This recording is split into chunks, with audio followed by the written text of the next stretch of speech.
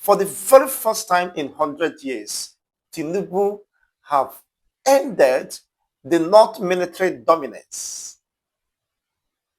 which has been there since 1914. You see, in most recent time, the North have criticized Ahmed Bola Tinubu for his actions of splitting the Nigerian College of Aviation Technology to 6 campuses across the geopolitical zones, which the North criticized Tinubu seriously for daring to challenge what they considered the Northern hegemony, the Northern dominance, and some infrastructures or institutions of the state that is exclusively being enjoyed by the North that nobody dares to touch. So Tinubu has defied the status quo, has challenged the powers that be, and has dialed them to their face that it is time to end this injustice. It is time to end this undue advantage over other regions. You know, political power is one of the greatest power apart from that of God. There have not been any presiding president that have defied such orders, that have challenged such status quos. Why should the North have such military dominance over other regions of Nigeria?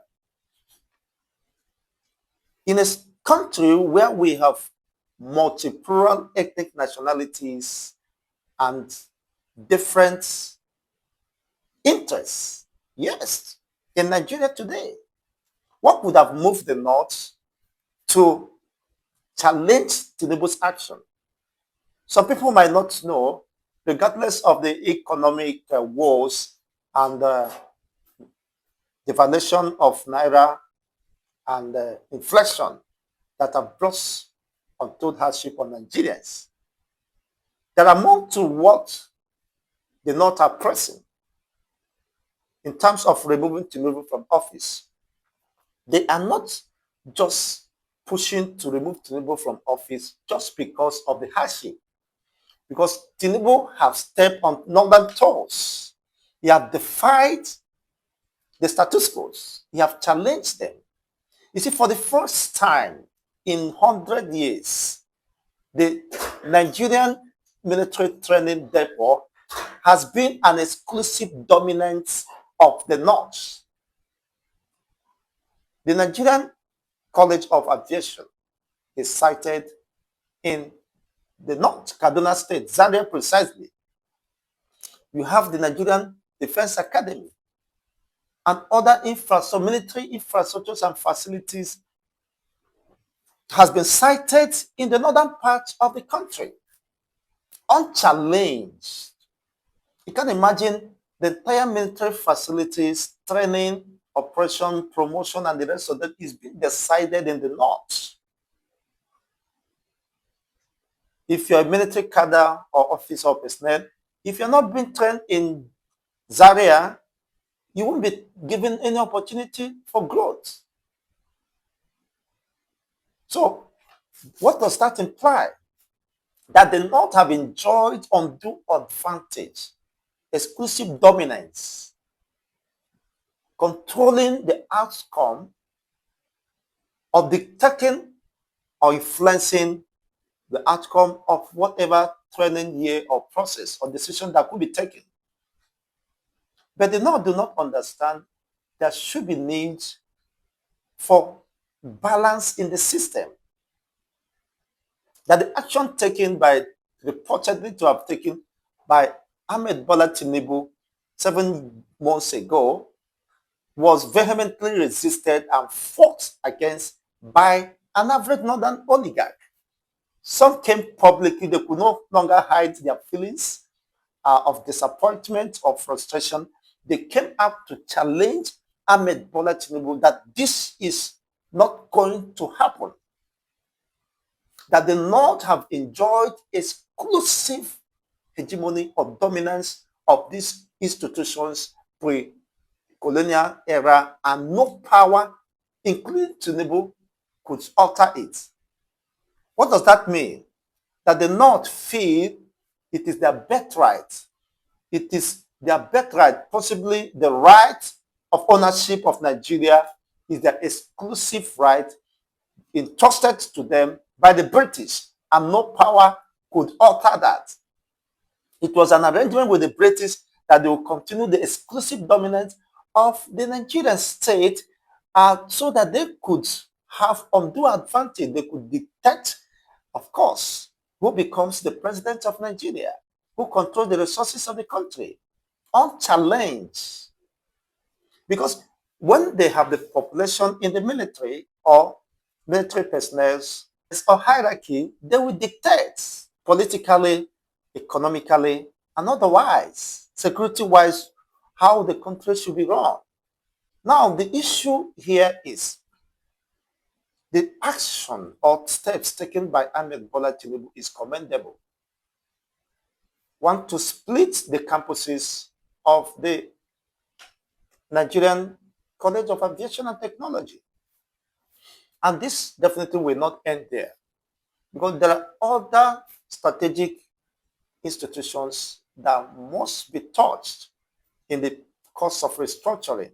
So the North is definitely opposed to restructuring, any form of restructuring.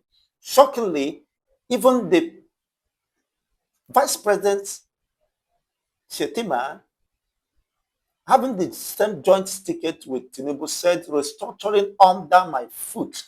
The North is allergic to restructuring. They want to continue the exclusive dominance and hegemony they have enjoyed for more than 100 years. They don't want to be challenged or the fact threatened when any Southerner is coming to ensure balance and equity, equal distribution of institutions and opportunities. The fact threatened by that singular action of Tinubu, the reason why they not are mobilizing seriously to make sure Tinubu do not come back there 2027. I think this is very clear. This should be very clear. So in that step, Laudable step taken by Tinubu is commendable. Now, in the history of Nigeria, the only military training camp is Zaria. Zaria, that have enjoyed several opportunities. What does that tell you? It is out of place. Now, let me read this. The federal government has opened the second military training depot in Osogbo, Osun State. This is the first time the military training base is decentralized in the history of Nigeria. In the history of Nigeria, the first time the military training base is being decentralized. The first time. Because the issue here is who has the political will to address this injustice and unfair balance. Of course, definitely the North will challenge any person who dares to do that with all their arsenals, with all their powers, with all their connections, both foreign and local. Imagine the action taken by Tinubu after several recommendations to split the training camp or the anchor campuses to 6 geopolitical zones for easy accessibility and convenience, and saving costs on the part of those students who might traverse several kilometers just because they want to attend Nigeria College of Aviation and Technology, Aviation Technology, and the rest of them. They're not opposed it. I see some northern politicians and political elites coming to say that how dares Tinubu to try to change the status quo, that it had never been in the history of Nigeria for more than 100 years. Nobody have dared to try that. Not even P2B. Sorry to say that. If you're a supporter of P2B, the truth is that even P2B wouldn't have dared to take such actions. Because he will be challenged by the northern oligarchs. Now, let me continue with this. Zaria has been the only place military personnel are trained since 1914. Do you understand that? Now we have the second one, almost 100% completion. That is Oshobo campus. Tribu said that should be decentralization of the National College of Aviation Technology to 6 different geopolitical zones, which is a commendable step. And now the Southwest campus is already ready, very ready to commence operations and training. And when you consider the proximity, of course, it is more closer than traversing, more closer for the South-South zone, the Southeast, and every other region to access the Shobot than traversing all the way to Zaria, considering the state of security and the cost implications. Not everybody could afford the air ticket, air flight, or whatever be the case. And it's becoming more dangerous, of course, in Nigeria today, traveling or traversing several kilometers down north through the roads. But with the escalation of insecurity, robbery, banditry, and adoption that is going on. So that was done in the interest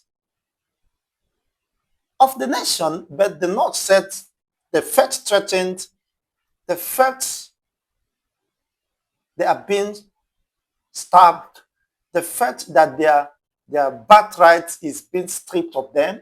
How comes an average North get to this point to begin to think that Nigeria belongs to them and nobody can dare to challenge them? That those institutions that have been there unchallenged, the reason why, of course, the North was not happy when there were some restructuring. I mean, Tinubu reshuffled the cabinet. The first time Nigerian, a Southwesterner becomes the immigration or custom boss. They never felt happy with that. They thought that was an exclusive right of the North. These are the, of course, a very shocking development. The North that do not all go well with the North. They begin to see this man is almost stripping us off of what we have held in esteem, what we think was our birthright, and eventually he's dismantling all the structures in the hands of the North that the North have enjoyed as exclusive dominance, of which they used to control the economic, political, and military security, of course, apparatus in this country. Now, political power is the ultimate power except the power of God. So, for you to dare to do that, you must have the political power and the will to do that eventually. And as I've rightly said, Peter B wouldn't have done that. Perhaps by my own observation, I may be wrong, because Peter B is also talking of building comparative advantage. Each region has its own comparative advantage, and they could be tailored in such a way that we address the needs of the locals, which definitely is not out of place. But having the political will to dismantle all the status quo, ancient gates, ancient doors, lifting them and dismantling them, of course, might possibly be almost near impossible for Peter B, because he wouldn't want possibly to step on the toes of the North. But Tinubu did it. He broke the gene of 100 years. He challenged the North, said, no, we cannot continue on this path of deception. There must be equitable distributions of both institutions, opportunities, and privileges in Nigeria. Now, as I rightly said, after Tinubu approved the division of the Nigerian College of Aviation Technology to to be splitted in 6 geopolitical zones, he received the highest opposition from the north. Everybody was shouting, roaring, that this Tinubu has come to finish us. That Tinubu has come to destroy the north, whatever makes north relevant in Nigeria, that is coming to dismantle that, and they will not accept that. And they say, okay, what we can do is to fight with all our strength to make sure Tinubu do not come back 2027. And this they are committed to.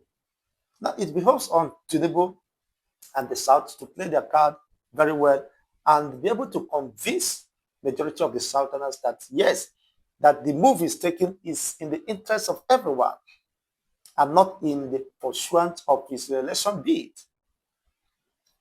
And there are more issues that should be addressed. Now, when Tinubu, upon assuming office, decided to move some administrative quarters or department of the CBN down back to Lagos, you saw what happened. They also opposed. Every move to restructure Nigeria will definitely be opposed by the northern oligarchs. Why are they afraid of the restructuring of Nigeria? Why are they afraid of the equitable distributions of the structures and facilities, infrastructures, and institutions? What they have felt is that their birthright with that born-to-rule mentality are possibly being sold to them by the British neo-colonization and the rest of them. They believe that for them to remain relevant, they must hold on to power. And when power is being stripped from them, or when there is some move to balance the system in fairness, in equity, in justice, the North is allergic to that. Even the office, the vice presidents do not accept restructuring. He definitely might not be happy with the steps Tinubu is taking, but he has no option because Tinubu, of course, under the law, is the president and the grand commander of the armed forces. So he has the right to split these campuses. And within his discretionary powers, have considered that in the interest of Nigeria, the interest of unity, equitable distribution, and fairness, which, regardless of the opinion expressed, criticism from the northern oligarchs being sponsored by certain vested interests in the north, couldn't stop him. Yes, because even the civil society coalitions applauded that move by Ahmed Bola Tinubu to decentralize the NCAT, or the Nigerian College of Aviation Technology, into 6 regional campuses, fostering aviation education, economic growth, and other opportunities that could be available to the regions. So it should not be an exclusive right of the North. For 100 years plus, the North have enjoyed it. And Tinubu has been fair not to strip that from the North. The North also have the opportunity to enjoy that. But he said, let other regions also have a fair share. In the interest of education, expanding the education horizon, opportunities, economic growth, and the rest of them. Yes, because that will also impact on the host communities or regions economically. It will enhance and facilitate economic activities, businesses. It is interlinked. There are chains of businesses that will strive, that will, of course, crop up as a result of citing those campuses in those geopolitical zones. That of Southwest has commenced in earnest because it is almost ready to start the first training batch of the military personnel and the rest of them. So it is highly commendable. So beyond tribal politics or regional politics, people will begin to understand that Tinubu might be the best president Nigeria might possibly be waiting for. Only time will redefine otherwise. Because the step is taken is dismantling the continued dominance of the North. because they not feel they have an undue advantage, the right. They prefer they can lord it over to other regions. The reason why they are very passionate, very desperate for power. They want to grab power because they feel once power is out from them, they feel insecure. But that cannot continue. Certain persons even have been advocating that the Nigerian government, that the Tinubu should ensure that there is decentralization of the regions into, of course, the east, the west, and the north. And each region should control their resources. Every region has its own comparative advantage. No region can say they will suffer if Nigeria is being splitted. Yes. Or if Nigeria eventually is being totally splitted, or if there is any regional control of resources. Rather, it will enhance economic growth, opportunities for development, enhancing the living standard of the people, because job will be created, opportunities will be created in this region that will be uh, competitive, competition, healthy competitions among each regions or member states. Yes, there will be a synergy, economic synergy, and of course, fostered to build and promote the region. There will be infrastructure, massive infrastructure development, and definitely they will build their own security and ensure there is quick peace and tranquility, harmony that will attract foreign investors. Because if they can control their own resources, their own economy, tailor their security to the locals, how it will address the state of insecurity, definitely it will attract foreign investment that will enhance the growth and development of the region. So why is the North afraid? Now, if you're not, let me know via the comment section, why is the North afraid of restructuring? Why did they feel threatened when matters of national concerns are being raised to address the injustice, perversion of justice, and undue advantage are being enjoyed by the North, especially the northern oligarchs? They are using that, of course, to the undue advantage of other regions, always believing that Nigeria belongs to them. They have the major population. And what should they be afraid? They have expanse of land, opportunities, and the rest of them. They have pyramid, gold, plutonium, and the rest of them. So why should they not be afraid? Because those people driving the economy and the northern political elites, they don't have the brain to think. Otherwise, they should have even embraced regional control or even the disintegration of Nigeria. As a matter of fact, if they understood what they have, the enormous mineral resources that can turn the entire fortune of the North, an average Northerner should be regarded as, should be even more wealthier or revered than Saudi Arabia, because they have plutonium. 1 kg of plutonium was about estimated in the last time about 1 kg, about $27 million US dollars. So why is they not afraid of this integration? Why is they not afraid of structural restructuring? Why is they not afraid of that? They have comparative advantage. A nation that have gold, that have other silicon, that have other mineral resources, uranium, and you are afraid of this integration. You are afraid of restructuring. You only want to hold power so that you can remain relevant, while your own region is being considered as the most impoverished region in Nigeria, despite the fact you have held onto power for long, for decades, for more than 4 decades, going to 5 decades since the inception of Nigeria. And yet you have not used that to the advantage of the North, not even the northern populations today. We have out of school children, we have the highest vulnerability of the child's rights abuse, and the rest of them is in the North, not being given opportunity to prepare them for the future. At every certain opportunity, you will want to whip sentiments and using religious and tribal sentiments to deceive the gullible population who has been impoverished intentionally by the political class. So the northern population or the youth of the northern population must hold their political elite accountable and not Tinubu in this case. And I think I rest my case submission with this. Let me hear, even though you are from the South, let me hear your own reactions via this development. It's a concern everybody must have a stake and input to discuss.